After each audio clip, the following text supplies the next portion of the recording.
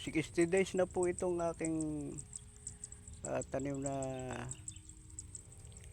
Syngenta 6003. Ayan po, halos sapo ng lahat. At siguro makakasabi ko na yung mga nauna sa akin nagpatanim. May mga tanim na Longping 2096. Ayan po.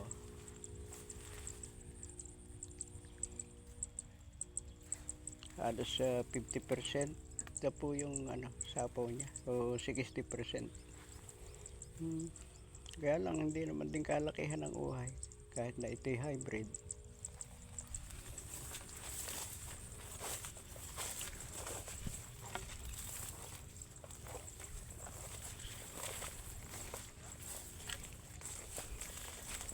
Sana naman tumaas na yung presyo ng palay. Kawawa naman kaming mga magsasaka.